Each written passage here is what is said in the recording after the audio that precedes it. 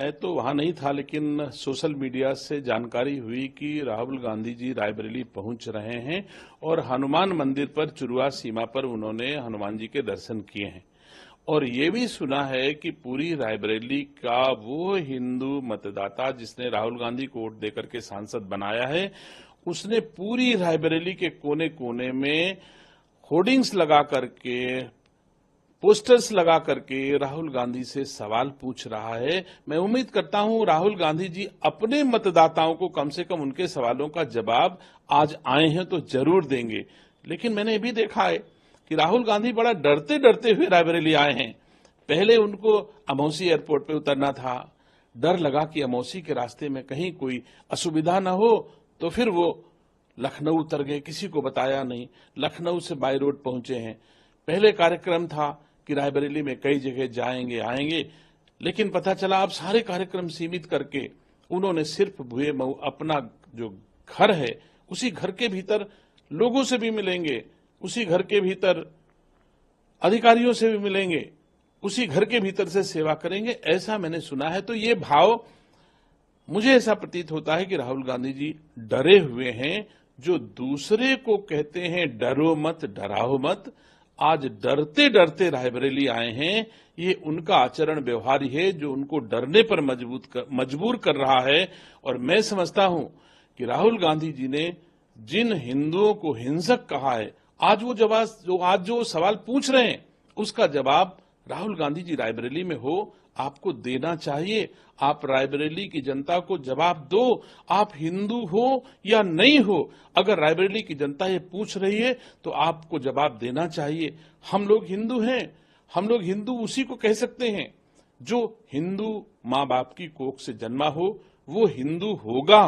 अथवा किसी ने हिंदू धर्म स्वीकार कर लिया हो, हम लोगों ने, देशवासियों ने कभी उनको हिंदू धर्म स्वीकार करते हुए नहीं देखा है और ना ही कभी हिंदू माँ बाप की कोख से जन्मे हैं, ये भी मैं नहीं जानता हूं।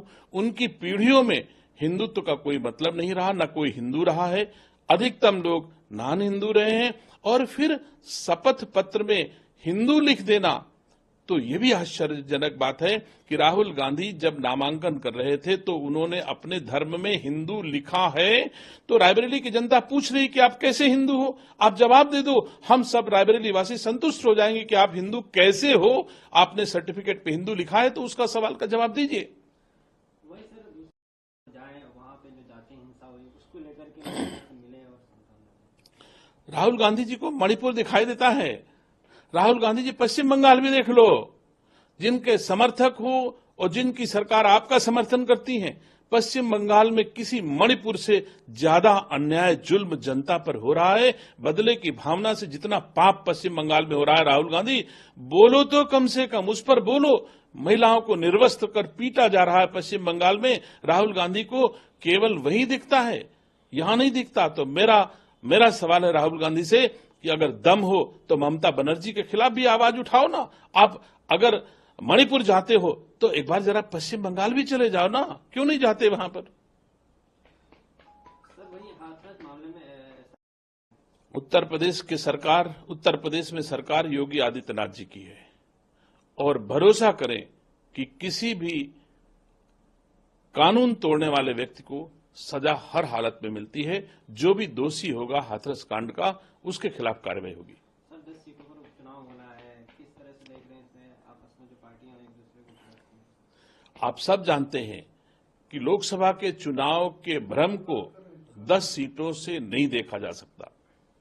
लोकसभा में जनता जो भ्रमित हुई थी, जिसको खटाखट 1 लाख रुपए का सपना दिखाया, जो अब कांग्रेस के लोगों की चौखट पर खड़ी है पैसा लेने के लिए, नहीं पा रही, आहत है, वो आने वाले इन 10 विधानसभा के उपचुनाव में महसूस कराएगा। और चाहे उपचुनाव हो और चाहे आम चुनाव हो, किसी भी चुनाव में अब भ्रमित जनता नहीं होगी। भारतीय जनता पार्टी का साथ देगी, मोदी जी का साथ देगी और योगी जी का साथ देगी। और ये जो भ्रमित करने वाले लोग हैं, इनको अनुकूल जवाब अब उत्तर प्रदेश की जनता, देश की जनता जरूर देगी।